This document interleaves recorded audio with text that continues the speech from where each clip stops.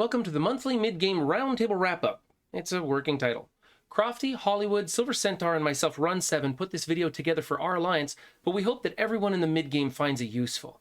Go easy on us in the comments, because we're a little rough around the edges still.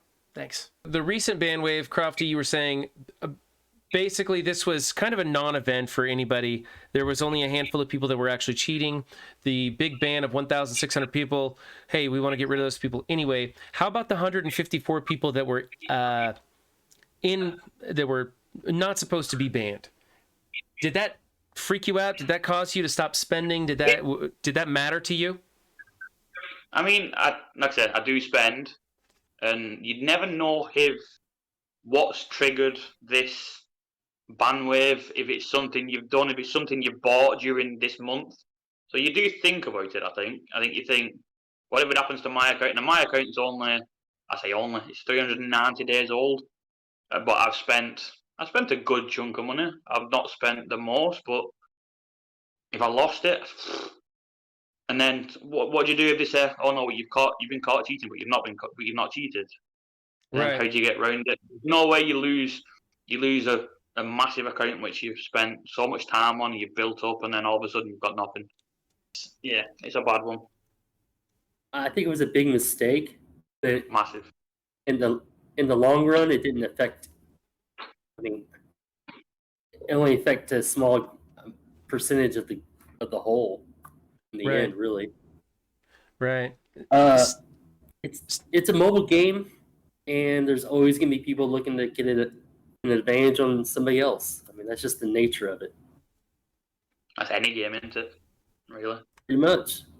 You want to be number one, you've got to push, I guess. Well, I mean, you're dealing with people who spend $100,000 in the game. Yeah. I mean, how are you going to keep up with that? Yeah. You're just not. Silver, you as a free-to-play player, did that accidental ban wave bother you at all? Were you worried about the integrity of the game or other people leaving the game? Did it affect you at all? It didn't really affect me. The only ones it really affected were the 154 people and their alliances, because they have people missing out on war and like raids and stuff. So it just messed with all of them. Yeah, I think for me, I was just worried as a content creator, as spending money in this game like I do, if my account were to be banned and people saw that my account was banned and I had to tell everybody, hey, I didn't cheat. You know, I don't want to be known as a cheater. And then all the money that I've spent on the game being wiped out, it did worry me. And I was worried that other people who were influential in this game might think the same thing and drop out, and we would lose integrity, and that the community as a whole would take a hit. That was my biggest worry, is that the community as a whole was just going to go, I don't know if I want to be here, you know, because that's why I like playing Marvel Strike Force, is to be included with everybody else. Big updates are coming to the Arena store, including revamped orb and the cost for the characters. What do you think of the Arena store update? Was this a good thing for the game, or did this piss you off? It was both a good and bad thing because of the older characters having a reduced cost, but for any new characters being released in the Arena store, it's really bad. It's like almost twice the cost. And originally they were coming out at 1,250, and they reduced that now to, what is it, 975, I think? Maybe 925, yes. I think. It's still a lot. It's 1.5 times what it used to be. So it's kind of frustrating to me. The Arena orb, Crofty, do you think this was a nerf to the orb? For me, personally, yeah. The only good thing in the new orb for me would be Scream, but because she's nearly 7-star anyway, she's not going to be that important for my roster, and she's the squishy one of that team anyway. Yeah. So, but for me, yeah, it was a nerf. But for a less advanced roster, it might be a bit better, but still 800 credits is still a lot of credits to use on an orb. Yeah. Now, Hollywood, did you ever purchase the Arena orb with your Arena credits, the old orb? I had purchased those in the past. It was good to get gold training materials. There's a lot of good gold gear in those, and there was gold in there. I mean, it was a pretty decent orb when you look at it. Yeah. And now, The only are bad you thing in that buying it orb now? was Kingpin. I think now, if you're a new player, I mean, and you want to build the symbiotes, it's going to take you forever to farm a screen. Mm-hmm. If Skilletary comes out to be reworked and it's a really good team, it's going to take you just as long to farm Red Guardian. Yeah. I just feel like it's a huge disadvantage to new players and in-game players. They're never going to touch it. Yeah, I know I'm not going to be buying that orb at all. In fact, I went ahead and I brought Red Guardian up to 6-star, and then I stopped. And then I'm going to be taking, I'm going to be waiting until he drops down to that 500 level before I start farming him up to 7 stars. It's just too expensive to get 300 shards at that rate. It's outrageous. Way too expensive. All right, so let's talk about these new characters. So we've got Calling Wing, Misty Knight. We've got reworks to the Skilletary team. We've got reworks to Nick Fury, Luke Cage, and Iron Fist. What is your guys' impression of the Heroes for Hire team as a whole, and how these two new characters are going to impact us? In my opinion, it is absolutely game-changing. It changes the entire war landscape as a whole. People are going to be scattering. People are going to have to rechange their defenses. People are going to have to rechange their offenses. This team is a beast. It is a brick wall. Silver, who do you think should be trying to build this Heroes for Hire team? New players, mid-game players, end-game players? I don't think it's anything for the beginner players because it's mostly a ward defense team, which is not too important to them. But it's probably more for the mid-game and end-game players who are building more for war in general. Okay, I've got a medium to small Luke Cage and Iron Fist. Do you think I should be trying to build this team? I think we should all be building it. It would help us a lot in war. What about you, Croft? Do you think mid-game alliances should be focusing on this team no matter what? I think so, yeah. I think anything, maybe goal 4 and above, you've not really got a choice. You have to. If you come up against a team of that, and the 400, 500, 600k, you're not getting through it. I'd rather be that team what you can't get through. And we've got quite a few people who put a lot of resources into defenders anyway, so they've not actually got to put much into these the two new characters. Mm-hmm. And like Hollywood says, they're a brick wall. Literally, they are a wall. They do so much stuff off the bat that I don't even know how to beat them. I'm showing on my screen over here the kit for Colleen Wing, and all the players, all the Heroes for Hire now have this on war defense. If this character has 3 or more Hero for Hires, if health is full and not charged, gain 2 charged. And then offense up, deflect, death proof, revive if charged. It's this cheesy mechanic with somewhat like the Hydra team had, where they're just going to be really hard to kill. Only difference is now with Misty Knight, and I'm switching over to her picture now, she is going to be giving the entire team 10 energy at the start of every match, meaning if you went in and worked them down, their cooldowns are going to be ready to go on the next match no matter where they're at. So it makes it incredibly challenging. It's a team that you're probably going to have to punch down against. You may have to pull resources off of your defensive teams to create something new, and it's going to be part of the new meta just because everybody's going to need to make this team to come in and defeat the Heroes for Hire team. Are you guys worried that we're going to have to pull stuff off of our defense? Silver, do you think that we're going to have to destroy some of our existing defenses to create something new to overtake this team? So far, that's the way it's looking. Yeah, I'm not too excited about it. What about you, Crofty? What do you think? Well, yeah, I mean, just looking at it, there's almost all of us have got Silver Surfer on our defense. Mm-hmm. He's going to have to come off just for a start. some of us have got Zemo in that Red Skull Hydra Zemo hybrid. He's probably going to have to come off. Yeah, earlier today, Hollywood, we were talking about what team to build. You want to talk about that team that we were talking about earlier?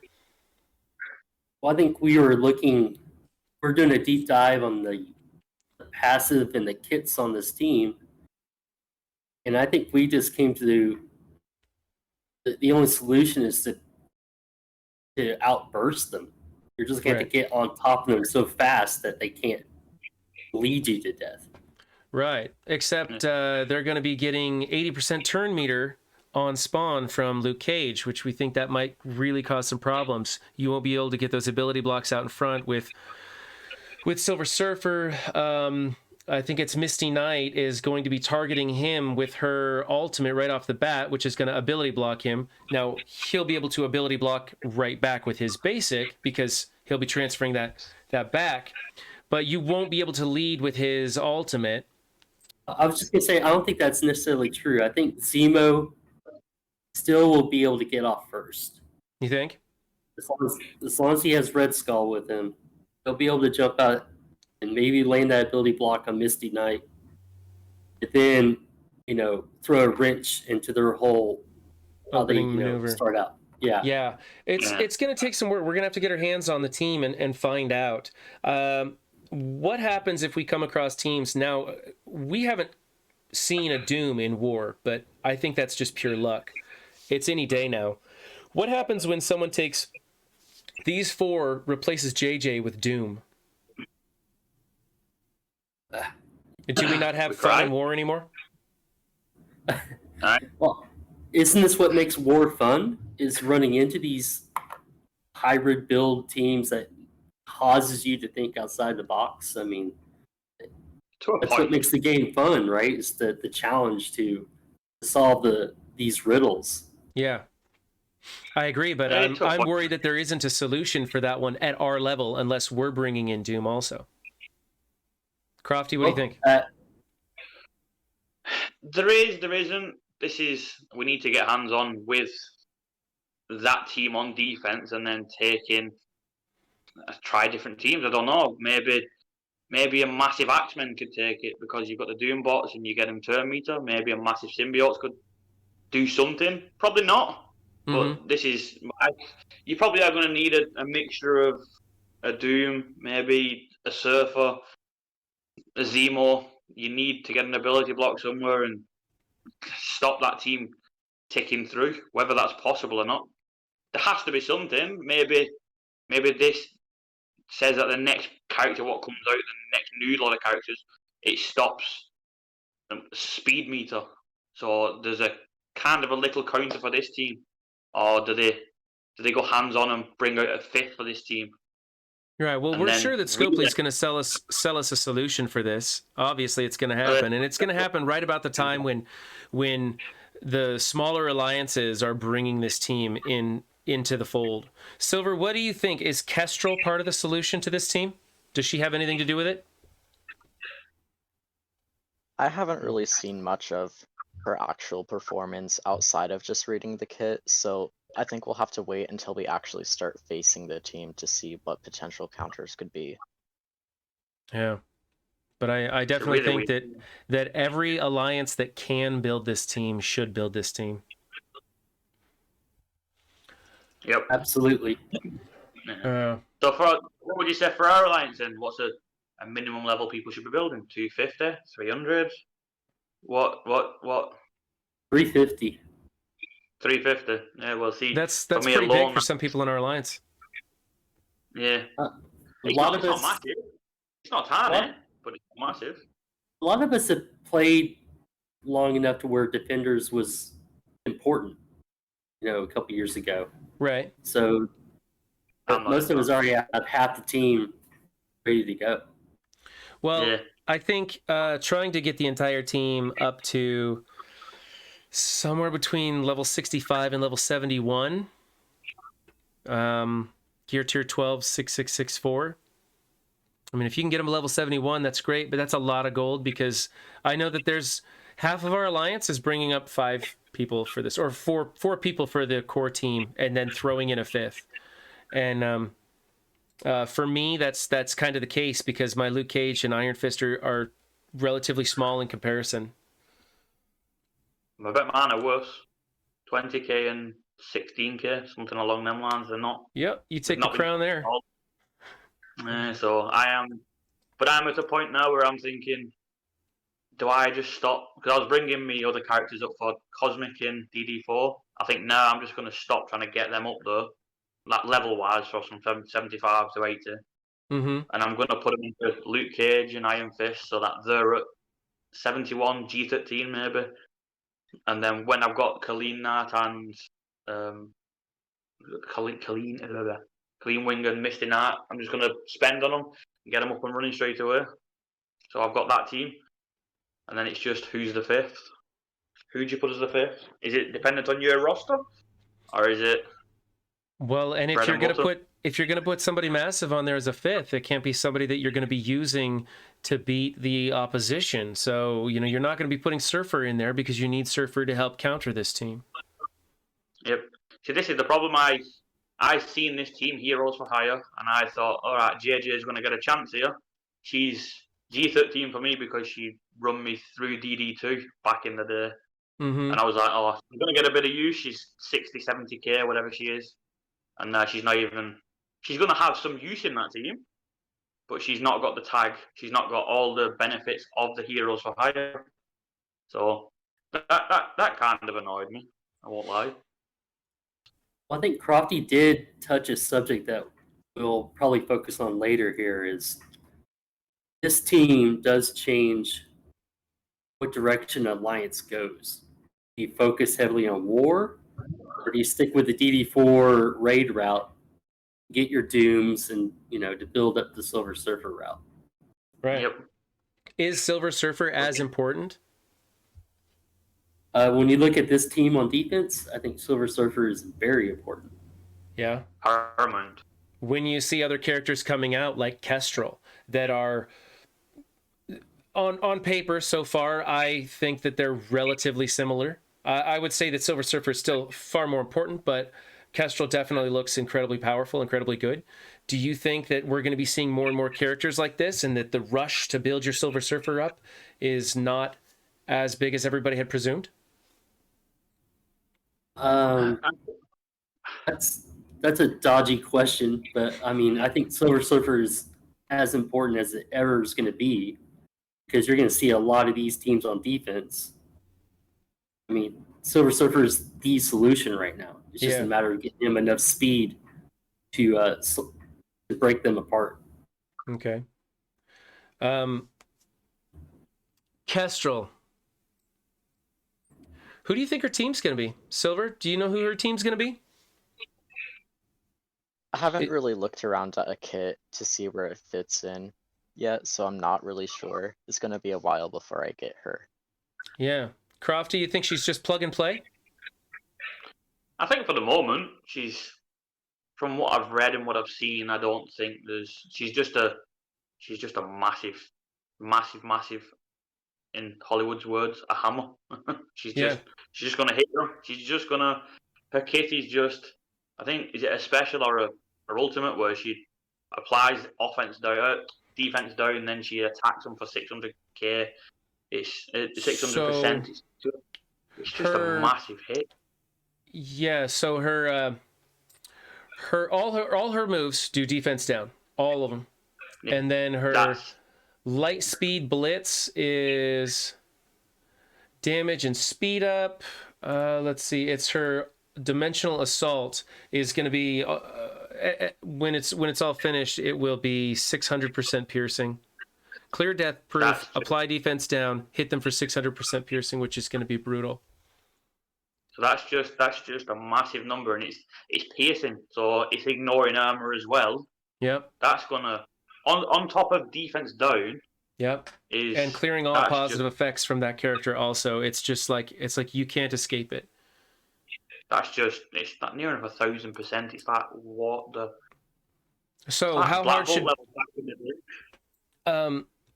Crofty, how hard should people in our alliance be trying for Kestrel? I think that's dependent on red stars for me. I was planning on buying her myself personally. I've opened 18 red star orbs and got nothing. No reds. So for me, she's not a buy at the moment. I'm not buying her. There's no point.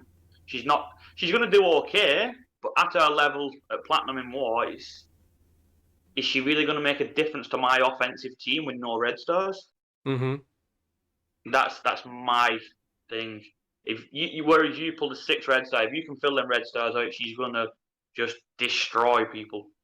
Yeah, So her stats are really Red good. So red stars are definitely going to help. She does tons of damage and everything. It's important to pull high red stars on her. She has a very good release method, which is the event campaign that's coming up, much like Multiple Man was. Yeah, she's like an upgraded Black Bolt, really, when you think about it. Her ultimate is she does so much damage, but on top of that, she's clearing a death proof and she's putting her defense down before doing that hit.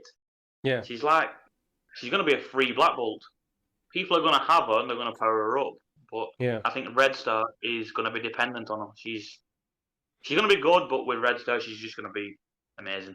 Hollywood, do you think that new players or do you think that anybody should be refreshing those campaign nodes, trying to go for 5 stars in that campaign, getting, doing a little extra? Because everybody refreshes the 50s in those campaigns, and you usually come out with a 4-star. Should you be pushing for 5-star?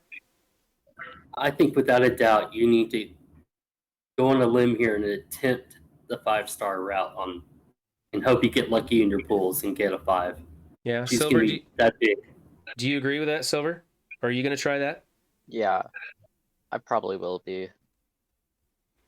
It's got to be semantic with the numbers she's going to be putting out. I'm not pulling red stars, I'll probably be doing the 100 core refreshes as well. At least 2 of them, just to try and get her up there. Yeah, I think I'm going to be, I don't know. What I'm going to do is, since I bought some of her offers, I'm going to be going through that campaign like I always do with the 50s, and as we get down to the final 4 days, I'll take a look at how close I am to the next star rank and see how I want to push. But I'm definitely going to push if it's a possibility. I'm going to push and maybe even buy some extra cores for that and see what I can do. All right, I'm going to switch over, and speaking of which, there's one of her crappy offers right there. I'm going to switch over. We're going to take a look at Doom raid milestones. So we had some changes to the milestones, and on my screen, right now I'm claiming the 17 million milestone 27. Our next milestone is the very first of the Silver Surfer shards. How do you guys feel about the changes to this? Silver, what do you think about the changes to the milestones and you as a free-to-play player trying to get Silver Surfer? Well, it mostly is beneficial to the people who spend a lot, who are like whales and who are in huge alliances. Most everyone else doesn't benefit from this. But since I am free to play, it's going to take a while for me to actually get Silver Surfer to a competitive level that other people have already spent to get. Did you how close were you to spending money on Silver Surfer? Oh, I'm not spending money on this game. It didn't hard even cross my mind. FTP. I like that. That's good.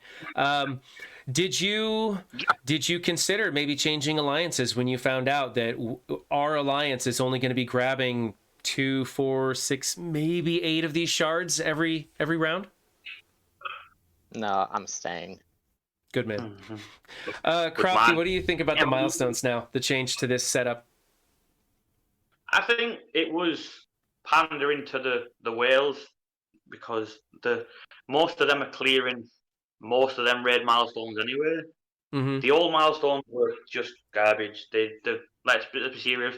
We're only at 17 million now. We was clearing the raid milestones in a day and a half, and that's quick. But the ones now, they are playing into the whales' hands because they're getting more and more and more. So we've just got to try and do what we can do at the mid-level where we are to try and get as many as we can. Hollywood, what are your thoughts? I am just completely unhappy with the whole thing. I mean, the first raid milestone rewards were terrible. Now they added these that the Krakens and the big alliances are going to have bigger Silver Surfers, and there's zero catch-up mechanic for any beginning new player in there. I mean, you have to be in a big alliance to get a big Silver Surfer. Right. I do not like it. No, I agree with you on that. The way the math comes out on this, these great big alliances, these top 10, top 20 alliances that are the only ones who are going to be reaching milestone 40, most of these people don't even need Silver Surfer because they've purchased him to the max, right? And they're going to go through a few rounds of the milestones, and they're going to come out with a fully fleshed out Silver Surfer, and then the rest of those shards are going to be wasted. I was really mad how they backloaded this entire thing. I thought it should have been more of a parabola where in the middle is the most, and then the higher you get is the least. So people are still struggling to try and get further into it and reach those midpoint milestones. And there's something for the bigger alliances to shoot for at the far end, but the sweet spot, in my opinion, should have been probably milestone 30, where you get like 4 surfer shards, and then it tapers down either direction. That's how I would have done it. They decided that they wanted to reward high-end players and kind of give the finger to free-to-play, and I thought it was frustrating. I think there's no catch-up mechanics here at all. I don't know why they did this. Also, I'm not getting, I don't know if you guys are noticing this, but I'm not getting as many of those raid credits for the raid store as I used to with this new setup. I used to be, man, I had like 20,000 and now I'm depleted. Have you guys noticed that? I was the same. I was on that 30, 40k. Yeah. I'm down at 12k, and don't get me wrong, I'm buying a lot more superior gear. Mm-hmm. But yeah, I've not got as much as I used to. No idea why, because they've changed the milestones and all that. But yeah, I'm struggling just as much as you sound like you were. Yeah, so we've got 3 days left for the raid season. We're at 28 right now. Are we going to get to 30? It's 29 million. We have 17 million. No. No? That was a mistake what's been made tonight, no. Yeah, especially with the screw up with the patch today that was delayed 24 hours, and all of us, nobody launched the raid because we didn't think we were gonna, we didn't want the downtime to interfere, and then it never happened. So yeah, I think we lost a lot on this one. I think on the next cycle we should be getting a little higher, and I'm hoping that as we get into the Doom raids, we can start pushing these numbers up. But before we heard about the Heroes for Hire, we were all talking about, let's focus on raids. Let's focus on the Axemen. Let's focus on building up your DD4 characters so that you can get Doom and get into Doom raids, and be sure that the characters you're building for DD4 are built for Doom raids.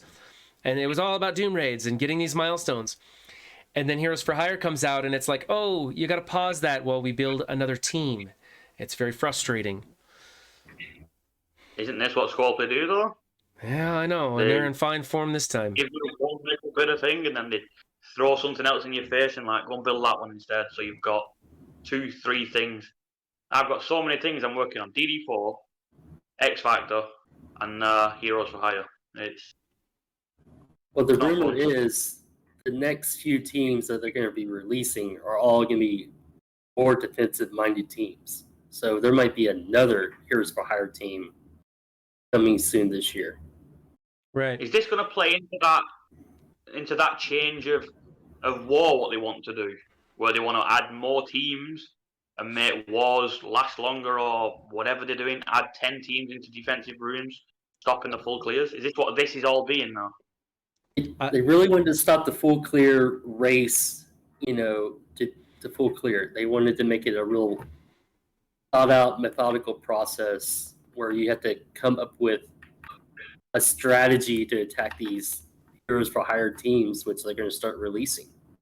That's what war should be. It shouldn't be who's got the most hits in a team and who's going to take the team down quickest. That for me isn't fun. I don't really want to be racing for full clear. I've said this multiple times. Yeah. That's no fun.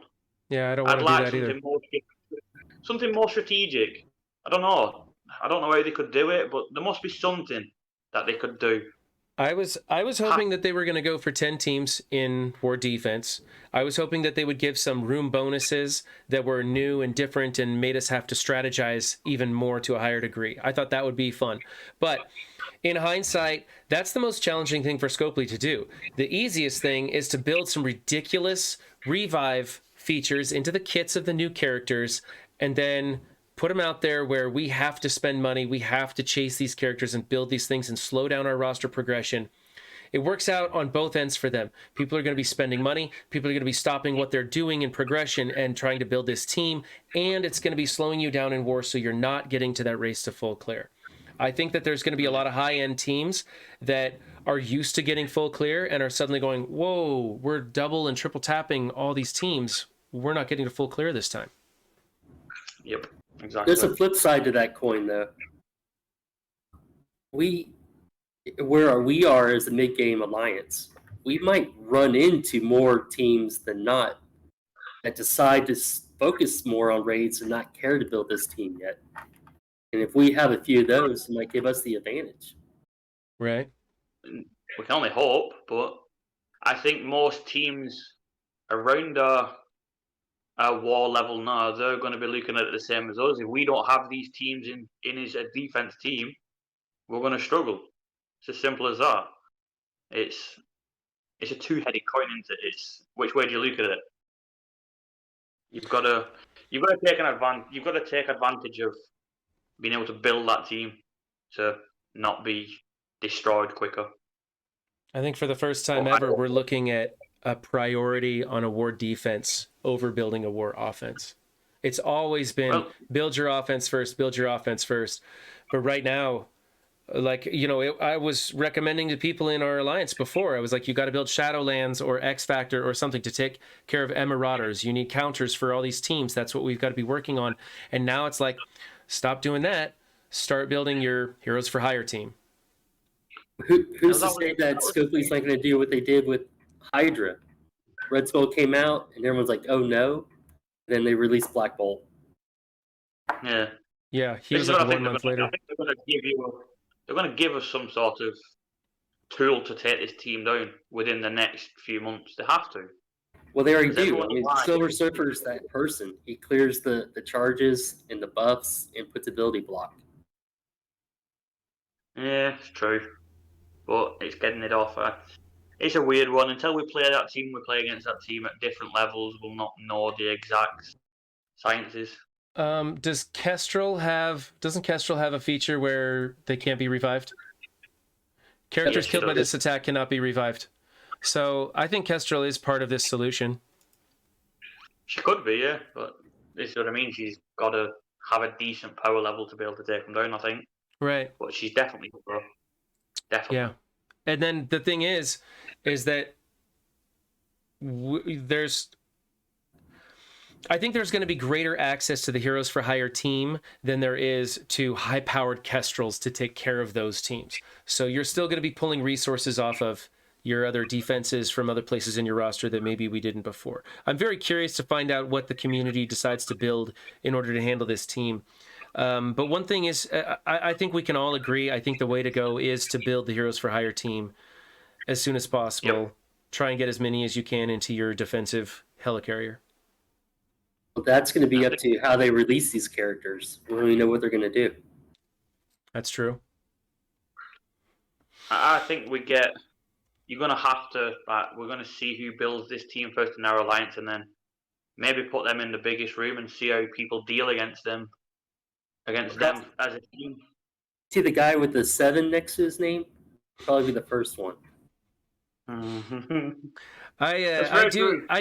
will admit, war defense, that's something I very much enjoy. I'm one of those few people. I really enjoy building a team that is designed to run on auto. Like I like that.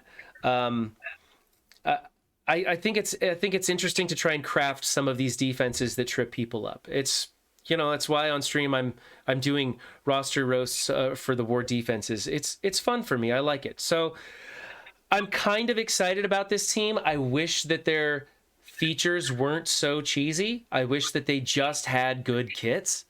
I'm glad that they, well, no. they do have ward defense tags in there. I liked that they were originally putting out teams that were good on either offense or defense, but I think those days are gone. I think we're back into a ward defensive team cycle. I think we're going to come up with some other ward defense teams that are going to come out in the patches to come. I have no knowledge of that for sure, but I just think it kind of goes in cycles. They give us defensive teams, then they give us offensive teams, and then we go back. The one thing I do want to ask is, do you think this Heroes for Hire team has playability outside of war, outside of defensive war, I should say? Because if you look at the last proper defensive war team they give us was Marauders. Now Emma's got playability in near enough everywhere. Sinister, he's always going to be good because of his clone mechanic, apart from this new character what they brought, like what blocks clones and stuff like that. And then you've got Strath. He's got some somewhere, but do any of these Heroes for Hire have any playability elsewhere, or is I don't see it. I don't see them being used elsewhere. Silver, do you think that this Heroes for Hire team is any good anywhere else? I don't think so. The best part about their kits is the passive that revives them, and that only happens in war defense.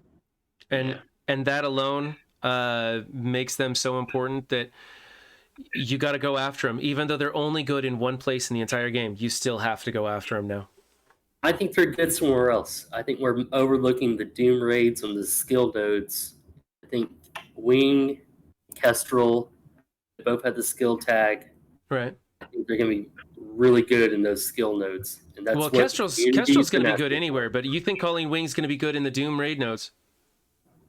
Absolutely, because look at the other skill characters you bring with you. You're going to bring a Red Guardian that protects her. She's just going to be dropping bleeds all over the place. That's true. That damage she has is massive. So I've got us crammed in on the other side now so we can take a look at her stats. She's got low armor, extremely high damage and focus, speed that's really good, and health that's really good. And you're talking her bleeds is what's going to make her good in the Doom raid node?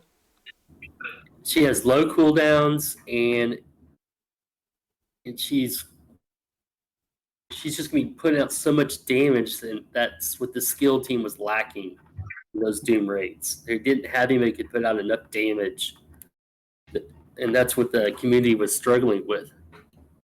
That's right. She's got heal blocks and bleeds on her opener. She'll be gaining deflect and doing really good damage, lots more bleeds on her special. Then she goes to her basic, which is more bleeds. And then on her fourth move, she'll be back to her ultimate again. So yeah, she's going to be doing pretty good damage, and those heal blocks are really going to help, plus some deflects. So you may be onto something there. She might actually be good in the Doom raid nodes. She might be the one to bring up. Okay, what about Misty Knight? Do you think that she's going to have some value outside of war defense? I'm kind of on the fence, but right now I don't think so. I think she is kind of a one-trick pony on war defense.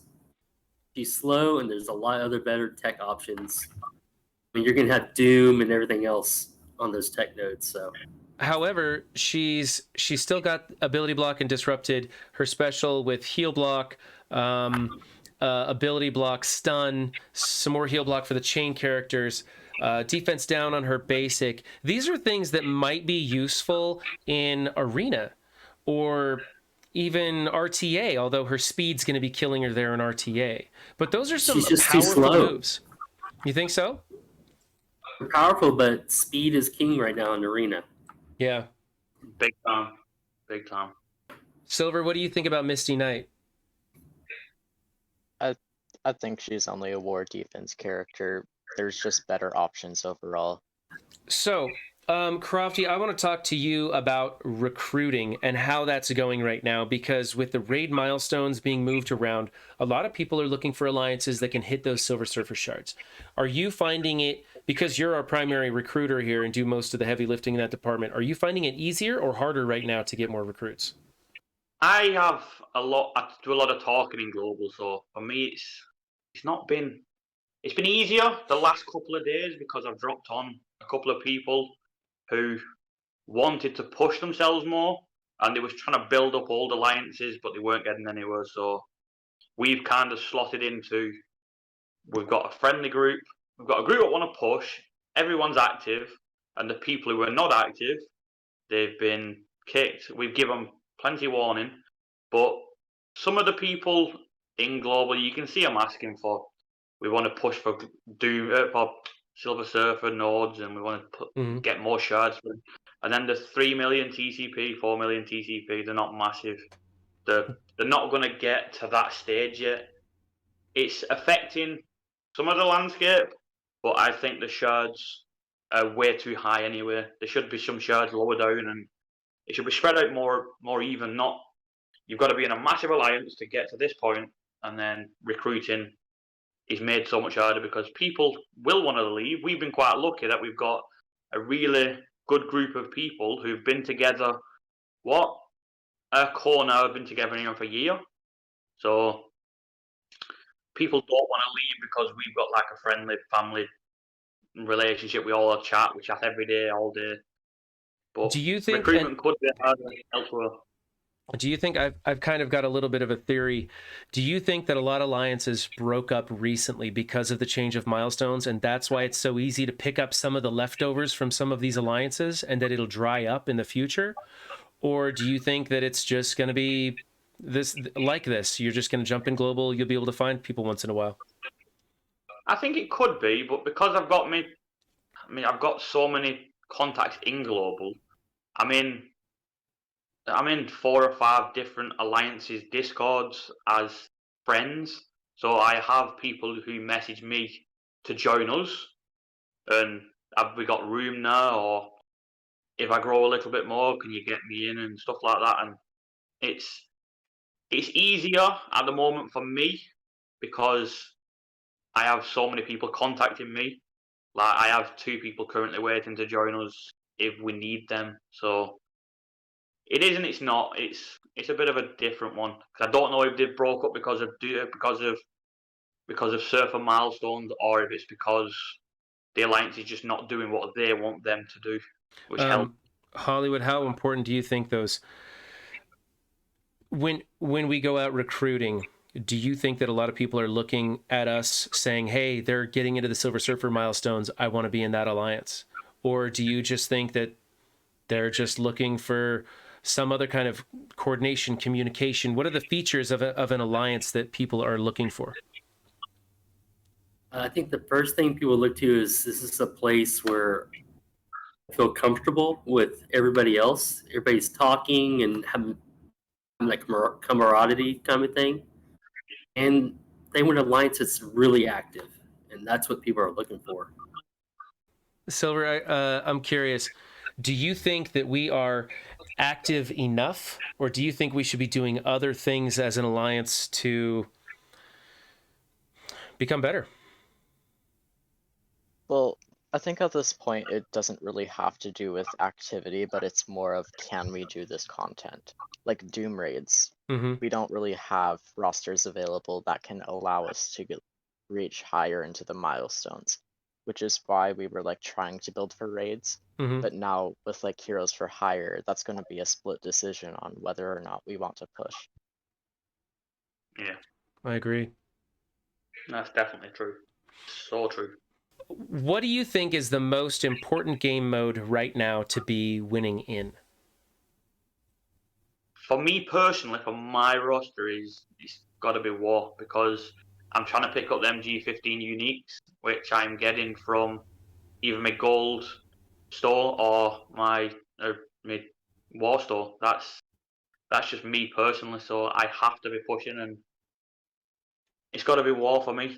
War's always been my favourite anyway, so it's like a two-edged sword. I need to do well, and I want us to do well. But it might be different for other people. Hollywood, what do you think? I think it's definitely the area where it has the most scarce credits in the game, and that's War. Those War credits are hard to come by, and they're so important right now. Massively. Okay. Silver, same question. I agree with that. So it's a no-brainer.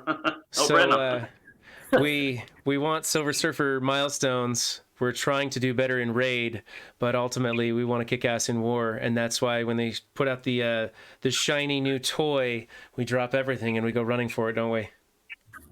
Yeah, well, that's the problem. Though, isn't it? You get, what are we currently getting for a war win? Is it 5,000? Yeah, it's about 5,000 is what I've noticed. I haven't been keeping track of it. Which is not, what is that? It's just under 4 buys of G15 uniques. In 2 orbs. Exactly, on 2 orbs every 2 days. Yep. It's just not enough, but they'll never up that. That's a problem. Yeah, but it's not bad either. That's a lot better than all those alliances below. Right. Yeah, exactly. So right.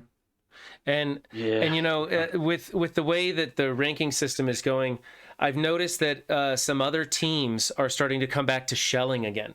Like that's a thing. Like we ran into 2 shell alliances just this past month, I think. I kind of thought we saw the end of shelling, but it's happening again. Why do you guys think shelling is coming back? Silver, why do you think shelling is coming back? Well, I think it has to do with both unfair matchmaking and the War Alliance scarcity, or like for the credits, because the alliances that shell get better rewards per win, but they lose out on the ranking rewards for like the T4 abilities. So I think it just has to do with like trying to get more rewards that can push them into DD4. That can like get them more credits for the high-end characters. Right. People are trying to buy the gear. They don't care so much about building up the character right now. They just need to get the character into DD4. So the T4s aren't as important, but the gold gear is. So they're going for the short-term wins. Well, that and you can only win so many that you're going to hit those top 100 alliances. And you're always going to be an 80, 90 million punch-up when you see that happen. Right. And so you're just going to be losing no matter what. So why not drop back down and get more rewards? Yeah, that's true. True. Do you guys think that we should ever start shelling our alliance? No. I'm not a fan of it. I'd rather die trying than just give up. Yeah, me too. Silver, any reason you'd want to start shelling? No, I wouldn't want to do it. It's a lot of work as well. Having to change over right? With different alliances every I don't think the 2 juice days, is worth the squeeze on that one. Just getting everybody to do it. No, it's just too much. No, I don't want to do that. They're all just jumping out of the alliance into another alliance and let that one lose for a while and then come back. Right. That's what I mean. But it's getting into another alliance and setting up your defense again, and when you get back in and then back in and back in, it's just because isn't there a 24-hour cooldown period for everybody in the alliance where you're not able to do stuff, right? Well, don't you do it on Sundays, right, where everybody switches? Okay, yeah, Sunday switch. Yeah, so I hate the idea of shelling. I don't think that's in the spirit of the game. I hate anything that even comes close to cheating, and frankly I think shelling is cheating. It's lame. It's great when you are having a busy work day and you come across a shell alliance and you're like, sweet, free win, I don't have to focus. But it really sucks when you're on the other end of that and you have the whole day and you're just like, sweet, I'm just going to dive into Marvel Strike Force today and kick some ass in war. And it's like this, 70 million punch up and you're like, whatever, can't even get past the flight deck. And it's no fun. And I don't like that. I like an evenly balanced game where you can get some good matches in it. I like the struggle. So yeah, shelling's no good for me. So, all right, let me ask you guys about bugs. We hear some content creators, the whales, they're all crying about bugs and saying this is really, really horrible. In your day-to-day activities, Silver, I'm going to go to you with this one. In your day-to-day activities, do you experience these bugs? Are they a problem for you? Do they really upset you? I mean, I haven't recently run into anything that has like broken my game. I haven't been like running into the Silver Surfer bug. Most of the stuff I've been like having to deal with was like the delayed maintenance and like the war that was completely skipped. But other than that, I haven't really had anything. Right. I think that war was a tough one. That bothered me. Hell, I was waiting to stream it and then it just didn't happen. Yeah, the maintenance downtime yesterday turned out to work well for me because I got to stream on patch day, which is like my dream. But I haven't experienced it. How about you, Crofty? How do these bugs affect you? I'm the same as Silver, really. There's nothing really. I mean, other than the typical ones where every now and again you get a freeze in raids, or I had a freeze in, I think it was War yesterday. Hollywood, do you are you okay with the level of bugs coming out of this game? There's always going to be a bug or a problem in any big platform game like this. I mean, like the War where War didn't come on. I mean, it's just going to happen. And I typically understand that. For me, it's all the little tiny details that 80% off of an $80 offer it just makes zero sense. And mislabeling of offers and tech, Mystic, and the gear, it's those little things that drive me just beside myself when I see that stuff. I'm showing on my screen right now. Costume credit super deal. Buy early and save over 40% off. This offer's never been available. There's nothing to relate it to 40%. It doesn't even make any sense. Yeah, 40% off of offer that never existed. Got it. Right. Costume deal. Really don't care. Costumes, they're not going to change my game. They're going to do nothing for me. They're going to make the character look prettier. And right. I see these offers and I see those percentages and it drives me crazy. Yeah, for me, these are the only bugs that ever matter to me is when I go into offers and I see that the wrong currency is being sold or the wrong item. What was it? We had the Valiant deal not too long ago that really screwed things up, and part of me is like, sweet, we're all getting 100 shards of coal or whatever but at the same time it's kind of frustrating because I want to be able to just go in here and know that I'm clicking on something and know that I'm going to get the right thing. Other than the offer ones, however, I have not. The Surfer doesn't crash my game anymore. Thor's hammer throw has been taken care of. Not that I ever even experienced it once. I never experienced Thor's hammer throw one time. So these bugs don't really. So none of these like in-play bugs really bother me. It's the offer ones that bothered me because it was such an incredibly simple fix, and it's the point of the matter. That's what bothered me, is that just have somebody look this over before you go live with it. That's all it would take. You know, real quick, let's figure out what do we want for our alliance? What is the number one important thing for our alliance to be working on right now? We're working on? Yeah. I want you 7.5 within the next 2 weeks. Minimum. So continue with the raid teams. Any specific raid teams you think, Crofty? I think Axemen have got a bit of team to go for. Axemen getting through U7.5. Looking forward to Doom raids. How about you, Hollywood? What do you think is the most important thing for our alliance to be working on right now? In terms of the alliance as a whole, I think raids is our goal, our long-term goal, and our short-term goal. But this Heroes for Hire team is going to be a priority. Yeah. Got to get the war defense up and running. At least get something in there so we can see how it'll operate, maybe, and then take it from there on how hard we should push that team. Yeah. Absolutely. Silver, what do you think? What do you think we should be working on? So we still have a few weeks before we're actually going to be able to access the Heroes for Hires team. Yeah. So until then, I think raids would be the best thing to push for. Yeah. Okay. Raids, maybe save up your gear for that Heroes for Hire team then while we're building for raids. I'm walleting straight away. Walleting.